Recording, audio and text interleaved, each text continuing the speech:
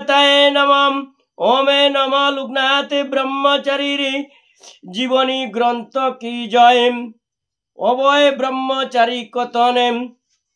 অভয় ব্রহ্মচারী তৎকালীন বাংলার ময়মনসিংহ জেলার সদর রেজিস্ট্রার্ড অফিসে চাকরি করতেন। তার নিবাস ছিল শহর সংলগ্ন হরিশ্চন্দ্রপট্টি গ্রামে। স্ত্রী, পুত্র ও এক বড় ভাই নিয়ে তার পরিবার। ধর্মে মতি ছিল। ঈশ্বর দর্শনের বাসনা তার মধ্যে ক্রমে ক্রমে তীব্র হচ্ছিল। হঠাৎ একদিন তিনি কারোকে কিছু না বলে গৃহত্যাগ করলেন। তারপর থেকে দীর্ঘদিন তার কোনো খবরই ছিল না। 17 বছর পরে অনেক পাহাড় পর্বত ভ্রমণ করে একদিন তিনি ব্রহ্মচারী রূপে গড়ে ফিরে এলেন। সংসারে তার মন ছিল না। সর্বদাই তিনি যেন কিসের চিন্তায় মগ্ন থাকেন। শিব চতুর্দশীর কয়েকদিন আগে তিনি ময়মনসিংহ জজকোর্টের এক পরিচিত উকিলের বাড়িতে এসে বললেন যে তার শিবরাত্রির দিন চন্দ্রনাথ পাহাড়ে তীর্থে যাওয়ার খুব বাসনা হয়েছে, কিন্তু অর্থ অভাবে যেতে পারছে না। চন্দ্রনাথ তীর্থ, সেখানে শিবরাত্রিতে বহু ভক্তের সমাগম হয়। অভয়চরণের মনের বাসনা ছিল সেখানে শিব দর্শনে যাবার। তার কথা শুনে উকিলবাবু তাকে বললেন, অভয়চরণ, আপনি তো চন্দ্রনাথ পাহাড়ে পাষাণ শিবের পূজা করতে যেতে চাইছেন। এক কাজ করুন না, ঢাকা জেলায় বারাদি গ্রামে এক অলৌকিক যুগ শক্তি সম্পূর্ণ মহাপুরুষ এসেছেন, যাকে সকলে সজল শিব বলেন। তাকে দর্শন করে আসুন, আপনার চিত্ত আনন্দিত হবে। তিনি অভয়চরণকে পাতিয়ে হিসাবে কিছু অর্থ প্রদান করলেন। উকিলবাবুর কথা মতো অভয়চরণ পথে বেরিয়ে পড়লেন এবং শিব চতুর্দশীর দিন সজল শিব দর্শনের জন্য নারায়ণগঞ্জ পৌঁছে বারাদি গ্রামের পথে অগ্রসর হইলেন। ময়মনসিংহ থেকে ঢাকা হয়ে নারায়ণগঞ্জ পৌঁছতে তার অনেক দখল গেছে। গঞ্জিকা সেবন করা তার একটি অভ্যাস ছিল, কিন্তু সম্পূর্ণ উপবাস থেকে সজল শিবের পূজা করবেন বলে তিনি পথে একবারও গাঞ্জা সেবন করেননি। বারাদি গ্রামে যাওয়ার পথে হাঁটতে হাঁটতে ক্লান্ত হয়েও তার গাঞ্জা সেবন করার প্রবল ইচ্ছা জাগলেও তিনি মনের দৃঢ়তায় সেই ইচ্ছাকে দমন করে রাখেন। অবশেষে তিনি বারাদি আশ্রম দ্বার দেখতে পান। বাবা লোকনাথ তখন ভক্ত পরিবৃত্ত হয়ে আসন করে বসেছিলেন। হঠাৎ তিনি ভক্তদের দিকে তাকিয়ে হাত নাড়ালেন। ভক্তরা এর কোনো কারণ অনুধাবন করতে পারলেন না। একটু পরে আবার বাবা হাত নেড়ে ভক্তদের ঘরের প্রবেশ দ্বার থেকে সরে যেতে ইশারা করেন। ভক্তরা তখন বুঝতে পারেন বোধহয় বাইরে থেকে কোনো সাধুজন বাবার সাক্ষাতের জন্য আসছেন। তারা প্রবেশদ্বার থেকে সরে বসেন।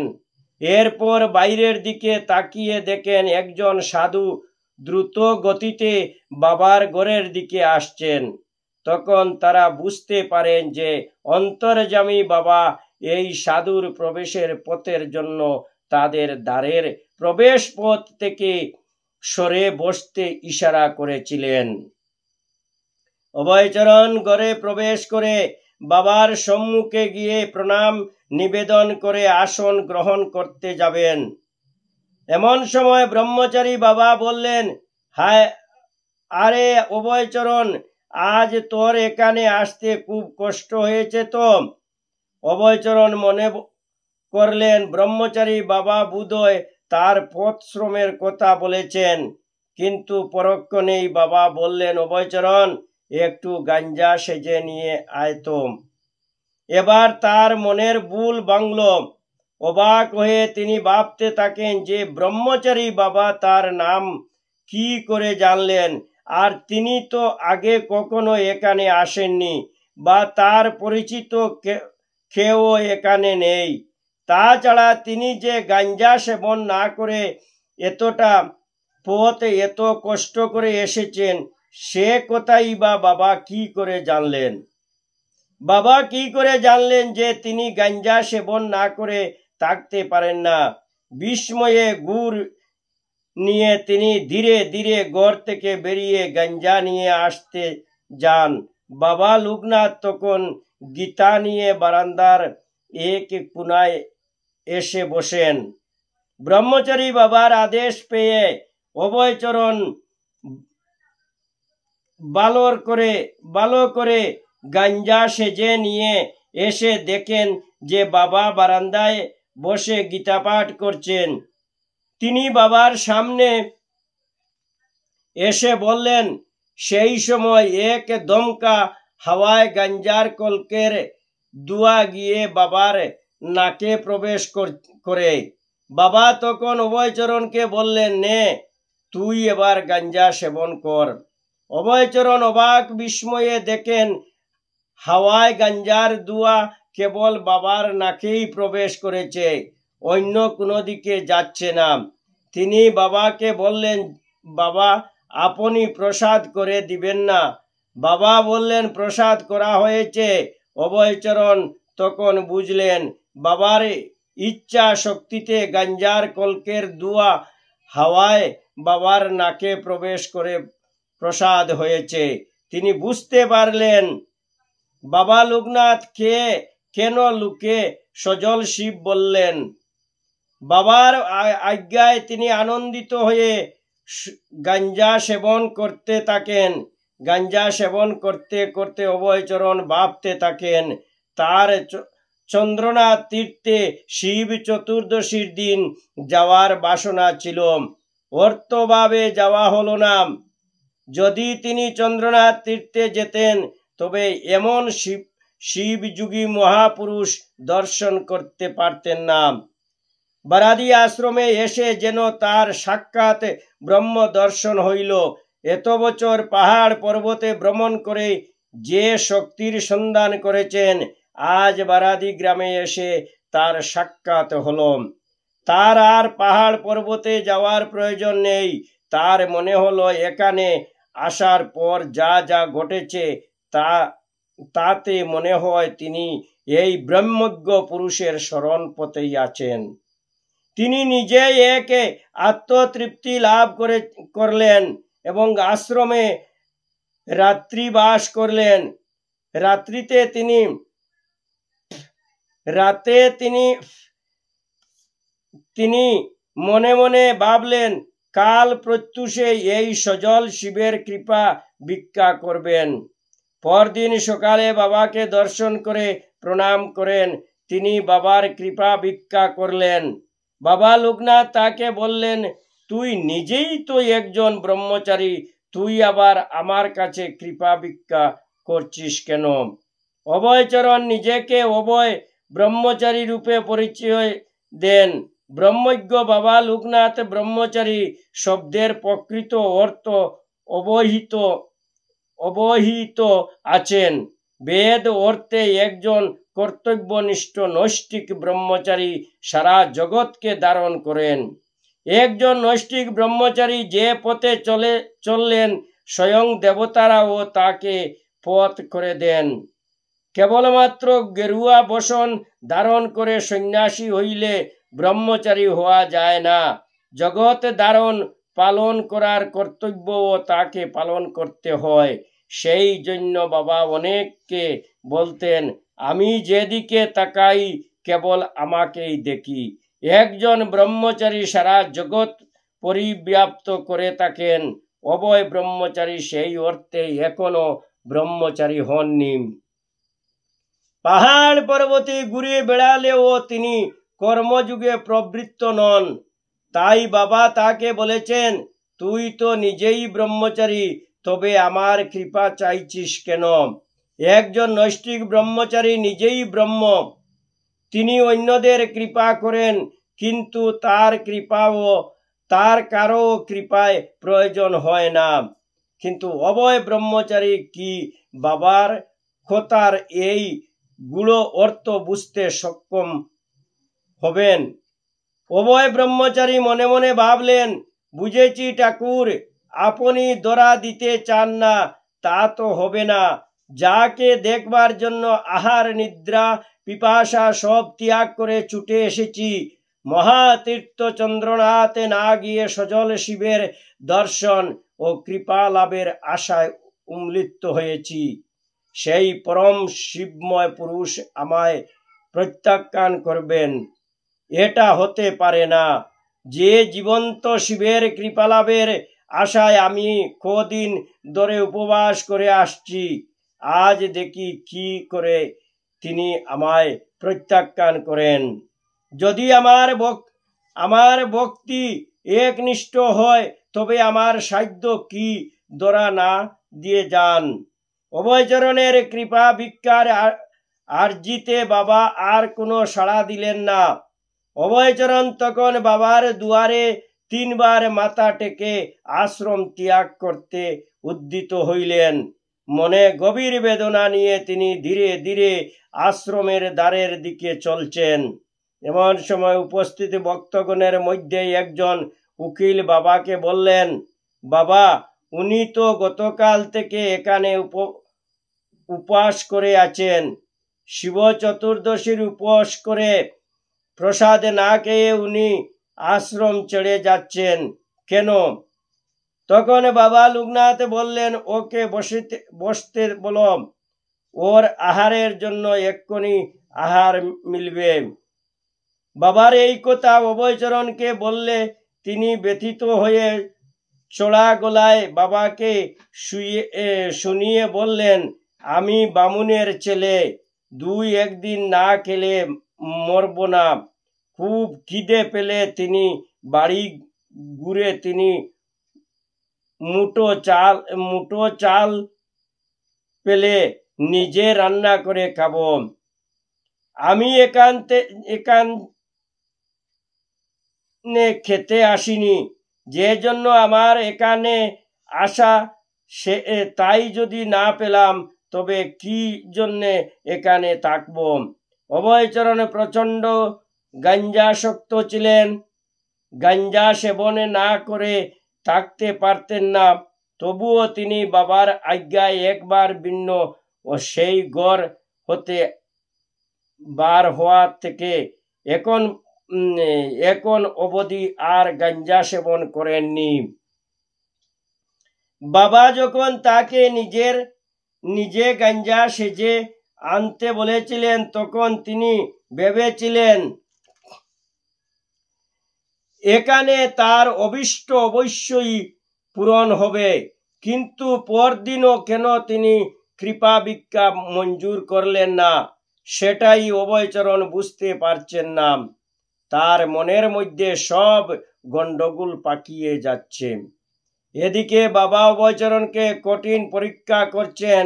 17 বছর পাহাড় পর্বতে সে যে ব্রহ্মচর্য পালন করে এসেছেন, তা কতটা খাঁটি তিনি পরখ করে দেখতে চাইছেন।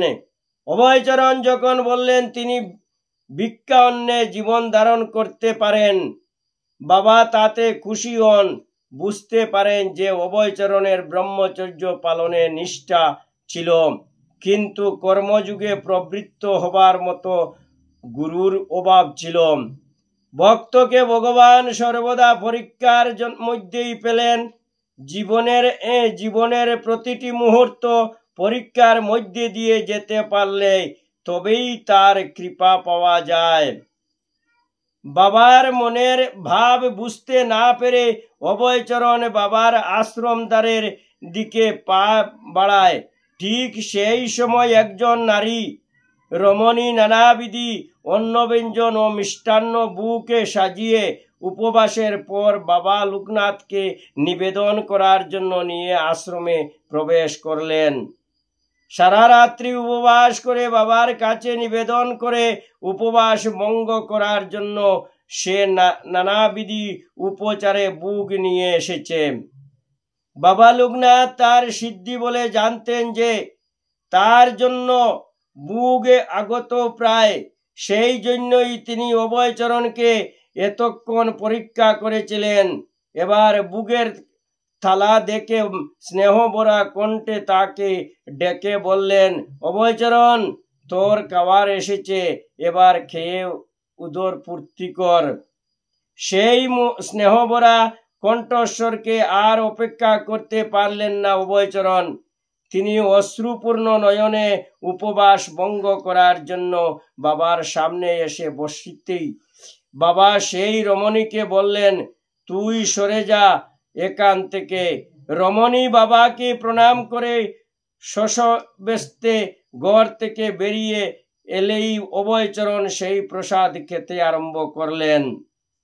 রমণী বাইরে বেরিয়ে এসে ভাবলেন, তিনি বাবার উপবাস ভঙ্গের জন্য সারা রাত্রি একনিষ্ঠভাবে এই বুগ রান্না করে এনেছেন।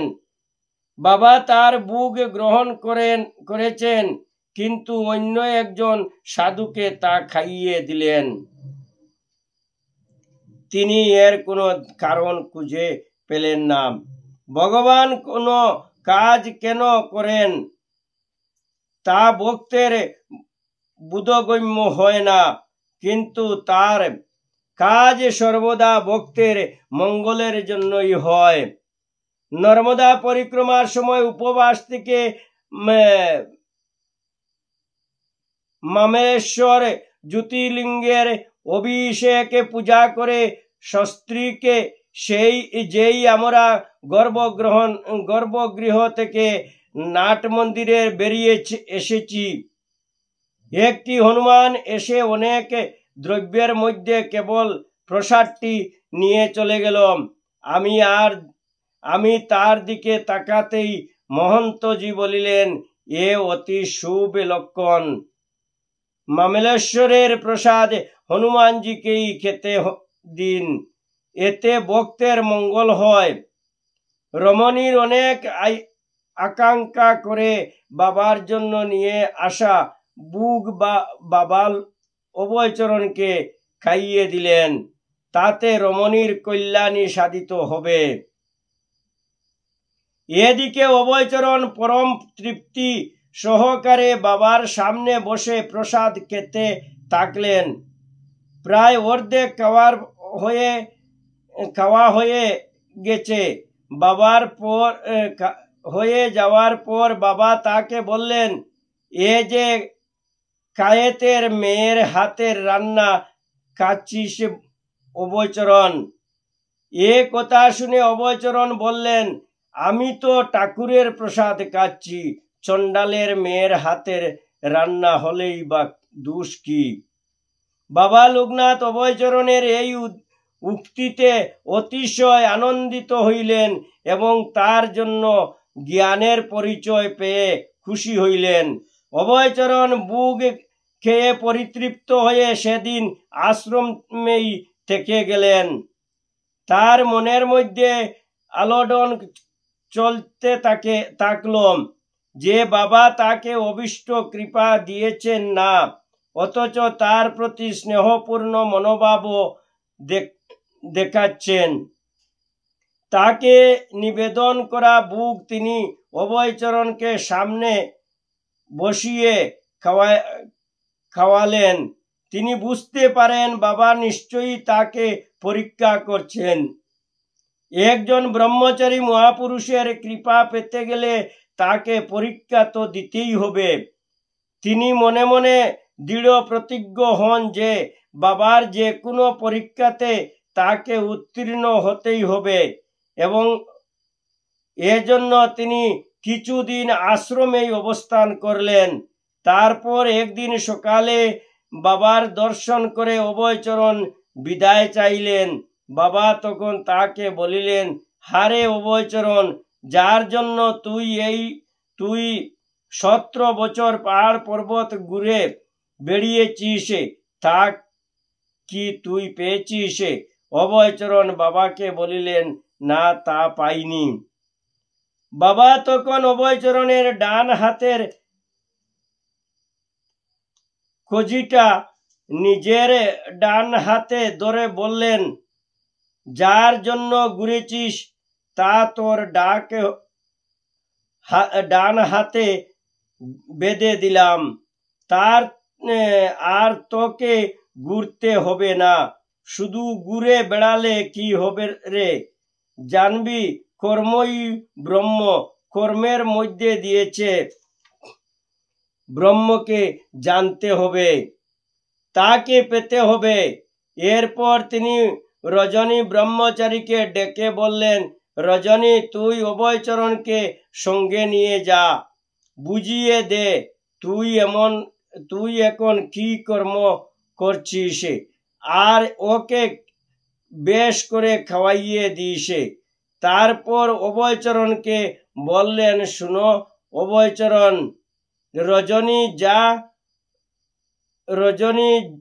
যা আমিও তা। রজনী আমার শিলমোহর। এদিকে বাবা লোকনাথের যখন অভয়চরণের ডান হাতে স্পর্শ করলেন, তিনি সর্বাঙ্গ এক অপূর্ব শিহরণ অনুভব করলেন। তার সমস্ত শরীরে যে কোনো বিদ্যুৎ তরঙ্গ প্রবেশ করল। তিনি কয়েক মুহূর্তের জন্য মহাচ্ছন্ন হয়ে গেলেন।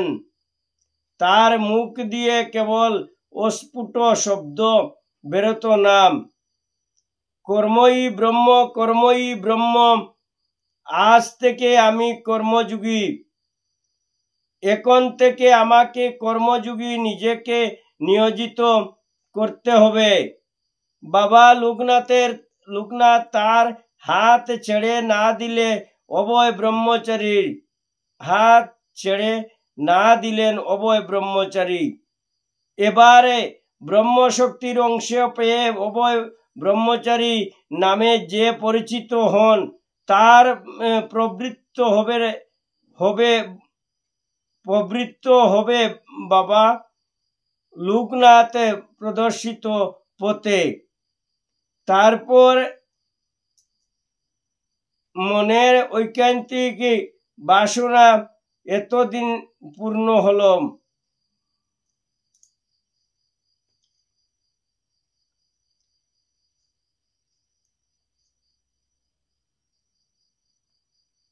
বাবা লোকনাথ অভয়চরণকে কৃপা করলেন, কিন্তু তার কর্মগুরু ও পথ প্রদর্শক করলেন রজনী ব্রহ্মচারীকে। বাবা লোকনাথের যে অভয়চরণের মধ্যে ব্রহ্মচর্যের শক্তি আছে, কিন্তু কর্মযোগ তিনি আর প্রকাশ সম্ভব নয়।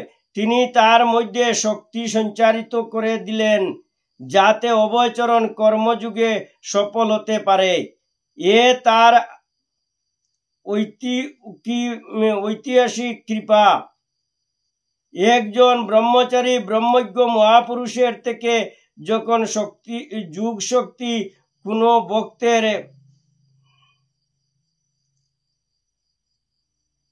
ভক্তের মধ্যে সঞ্চারিত হয়, তখন তার মনের জমি সহজে উর্বর হয়। তার অনন্ত রঞ্জিত জীবাত্মা সহজে মহামায়া দুই সৃষ্টি মায়ার বন্ধন কাটিয়ে মস্তকে স্থিত পরমাত্মাকে দর্শন করতে সমর্থ হন।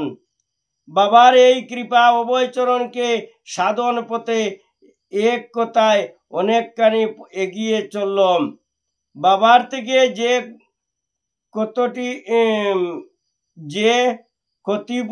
কতিপয় ভগবানের ব্যক্ত এইভাবে বাবার যোগ শক্তির কিছু কথা বলেছেন।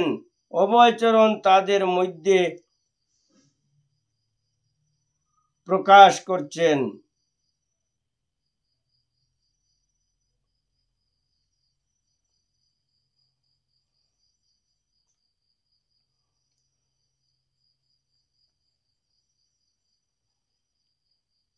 বাবার এই কৃপা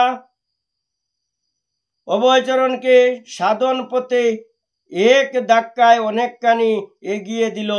বাবার থেকে যে কতিপয় ভগবান ব্যক্ত এইভাবে বাবার যুগ শক্তির কিছু কথা পেয়েছিলেন, অভয়চরণ তাদের মধ্যে একজন। ব্রহ্মচারী বাবা লোকনাথের আদেশ অনুসারে অভয়চরণকে সঙ্গে নিয়ে তার ঢাকা আশ্রম এলেন।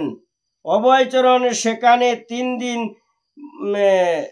বাস করার পর আবার অজানা পথে বেরিয়ে পড়লেন। বাবা লোকনাথ তাকে রজনী ব্রহ্মচারী নির্দেশিত কর্মযোগীর পথে অগ্রসর হতে উপদেশ দিয়েছিলেন। জানা যায় যে অভয় ব্রহ্মচারী তার নিজ গ্রামে এসে একটি আশ্রম স্থাপন করেন। ময়মনসিংহ জেলার ঈশ্বরপট্টি গ্রাম ছিল একটি বিখ্যাত পল্লী, যেখানে প্রচুর গরিব মানুষের বাস। অভয় ব্রহ্মচারী এই দরিদ্র মানুষের মধ্যে থেকে তার কর্মযুগকে এগিয়ে নিয়ে যেতে মনস্থ করেছিলেন। তিনি তার গ্রামে এতদিন এক ববগুরে সন্ন্যাসী রূপেই পরিচিত ছিলেন। তার উপর তার নিত্য গাঞ্জা সেবন করার অভ্যাসকে নাগরিক সমাজ খুব ভালো চোখে দেখত না। কিন্তু তাদের এই অভয়চরণ যখন অভয় ব্রহ্মচারী হয়ে গ্রামে ফিরলেন, তখন তিনি সম্পূর্ণ অন্য মানুষ। বাবা লোকনাথ তাকে যে কর্মযুগের পথে এগোতে বলেছিলেন, তিনি গ্রামে আশ্রম স্থাপন করে সেই কাজই বেশ কিছুদিন প্রবর্ত রইলেন। তারপরে বাবা দরাদামে থাকাকালীন তিনি একবার মাত্র বাবার সঙ্গে সাক্ষাৎ করতে বারাদি আশ্রমে এসেছিলেন। তখন বাবার সঙ্গে তার কি কথোপকথন হয় সেটা জানা যায়নি। তবে এরপর আর তার কোনো খবর পাওয়া যায় না। ব্রহ্মচারী বাবার ব্রহ্মশক্তির সামান্য অংশ নিয়ে তিনি সাধন মার্গের কোন স্তরে উন্নত হতে পেরেছিলেন, বাবার ভক্তগণ তা জেনে সক্ষম হয় না। বাবার উপদেশে মতো আশ্রম স্থাপন করে তিনি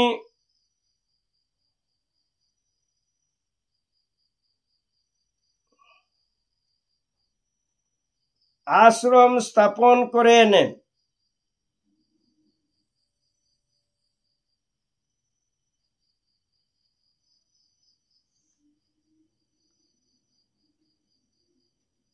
বাবার উপদেশ মতো আশ্রম স্থাপন করে তিনি কর্মযুগে প্রবৃত্ত হয়েছিলেন ঠিক, কিন্তু পরবর্তীকালে হয়তো বাবার দ্বারা সঞ্চারিত ব্রহ্মশক্তির বলে তিনি নিজ মুক্তির পথের সন্ধান পেয়ে যান। তাই সাধক সমাজ তার সন্ধান পান না। ব্রহ্মশক্তির বলে জীবাত্মায় যে জ্ঞানের আলো উদ্দীপিত হয়, তাতে সাধক নিজ মুক্তি কামনায় প্রবুদ্ধ হতেই পারেন। সেই জ্ঞানের আলোয় যে সব মানুষ সব সাধক সমাজকে আলোকিত করতে চান, মানব কল্যাণ সাধন করতে চান, তারই ঈশ্বর কুটির সাধক হন। এখন উচ্চ মার্গের সাধক জগতে কমই এসেছেন। ওম নমো ভগবতে লোকনাথায় নমঃ। হে দয়াময় কৃপা সিন্ধু লোকনাথ ব্রহ্মচারী, আমি এই অধ্যা পাঠে যদি আমার কোনো ভুল ত্রুটি থাকে, অদম জানিয়া ক্ষমা করিও নিজ গুণে। ওম নমো ভগবতে লোকনাথায় নমঃ। হে ভক্ত বৃন্দ, আপনারা বাবা লোকনাথের এই অধ্যা পাঠে যদি ভালো লাগে, জয় বাবা লোকনাথে লিখে এই চ্যানেলে একবার লাইক করে দিবেন। যাতে প্রত্যেক মানুষের কাছে বাবা লোকনাথের কথা পৌঁছতে পারে। ওম নমো ভগবতে লোকনাথায় নমঃ। ওম নমো ভগবতে লোকনাথায় নমঃ। হরে কৃষ্ণ কৃষ্ণ কৃষ্ণ হরে হরে, হরে রাম রাম রাম হরে হরে। বল হরি বল হরি বল হরি।